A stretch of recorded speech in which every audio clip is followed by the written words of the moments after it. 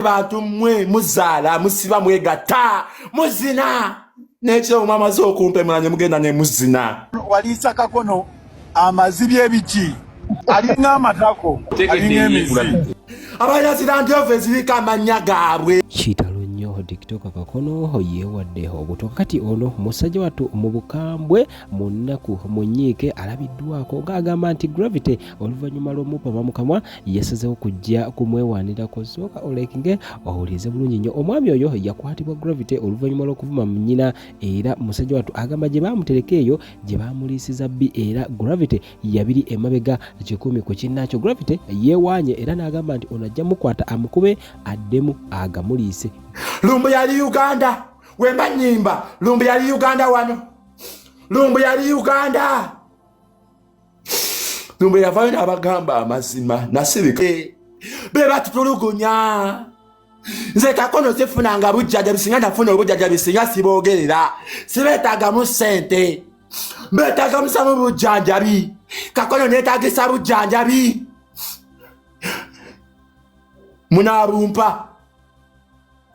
munarumpa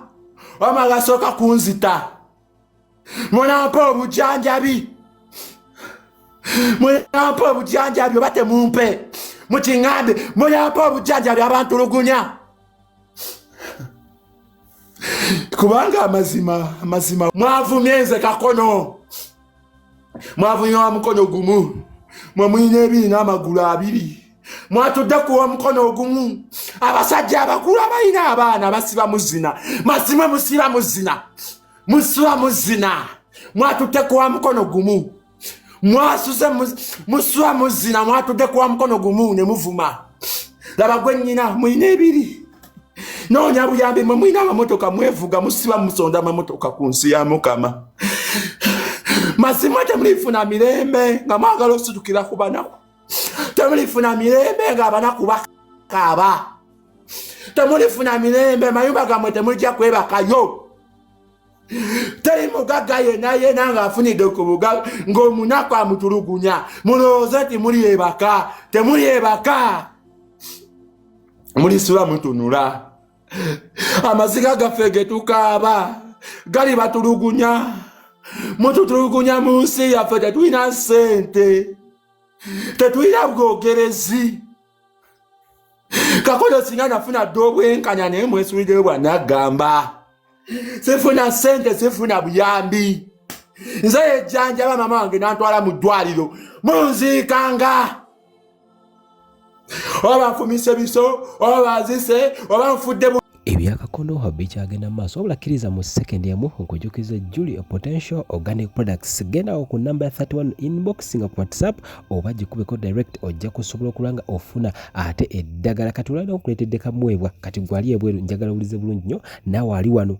kakati kamuweebwa kano kakola katya kamuweebwa kadagala kakola bulungi nnyo singa gwe obanga oyagala okubanga oweebwa oyagala ekintu wamaggwe ate baba gwali mu kyumba nkugamba asobola okubanga akuwa buli kimu nga talina yadeke yessamu kati kadama njagala okube kati essimu njagala okubire munno obanga oyina munno ng'ebyaddala akwagaliza mugambe akakufunire oba mugambe akulire Julie Potential bakamutuuseko asobola okubanga kakutukako mu bwangu obw'ekitalo Kakono ebibyo ebikyagenda maaso lwadde we mwanteekako munziikanga mizima munziikanga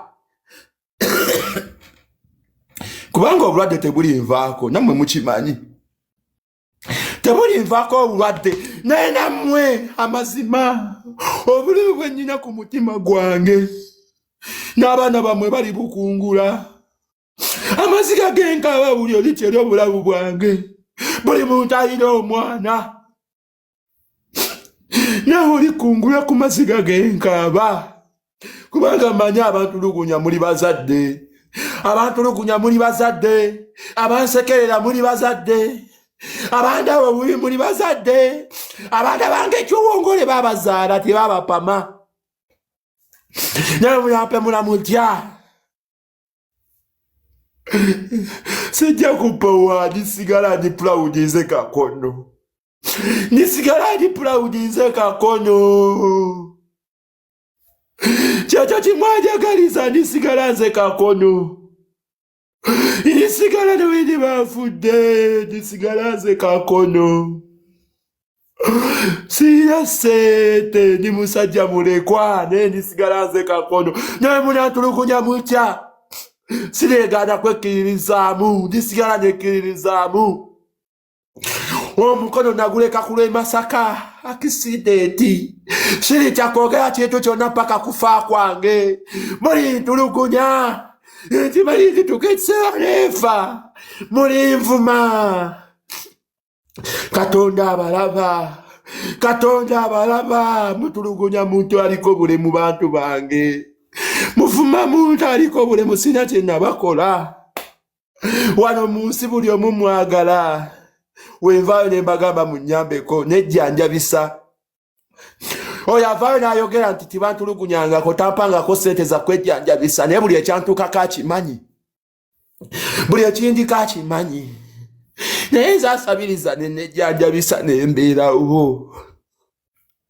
mulowooza siri muntu maama wange tasobola kwogera walivaayo n'abagamba nti omwana wange akutuse kiri basanyusa. Assalamu alaikum wa rahmatullahi wa barakatuh. Amanya n'eddoboozi Haji Abudu omusomi w'edduwa. Nkola ku nsonga ez'enjawulo emirimu nga gikutataganyeko ebyenfuna byo nga bidobonkanye ne oba oli bweru wa ggwanga emirimu gyakucankalanako jangu kusomere ku dduwa okuva edda nedda edduwa zaabaawo edduwa zisomibwa omuntu n'oterezebwa mu mbeera yonna ebadde ekwesibyeko ekusibyeko akanyaaga. Nina ekyoto kye nsobola okukumira wadde oli bweru wa ggwanga nga toli kumpi wano n'ofuna omukisa ogwo nawe n'osomerwako ku dduwa nga nkuteeddeko n'akabaani Allah ajja kukusaasira ajja kukwanukula. Kuba ku nnamba yange y'essimu 0752 44 71 56 ne ku WhatsApp kwendi mpereza obubaka sobolo kuyamba. Assalamu alaikum wa rahmatullahi wa barakatuh. Kibasanyusa nga mbuziza ku lw'e Masaka kibasanyusa nga mbuziza Sembabule bakyali bange ng'afudde nga mbuzizaayo mayiti mulisanyuka mungambeko bakyali bange ndibamisinga ndibasibalaba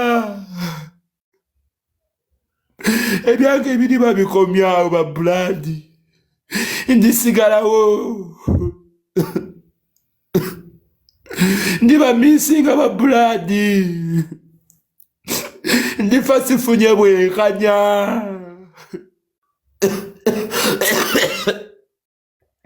ndifa sifunye bwenkanya njakweyamba Mukama ajja kujjamba ne bajjajjange bankwatireko mbeerewo singa taata wange tiyafa singa onsanga ndi bulungi singa taata wange tiyafa singa osanga savaako omukono osanga singa sivumibwa naye aganyabo buli muntu aligezaako okuyita mu makubo gange maziggo lisiraana mulisiraana tali ayita mu makubo ga muntu aliko obulemu ne mulowooza mulifuna emirembe temulifuna mirembe muliriisa amazini mwewaana abaana bamwe bali bagamba taata waliwo omuvubuka yagamba bamuliisa amazi olimuddamu ki olimuwemula olimuddamu ki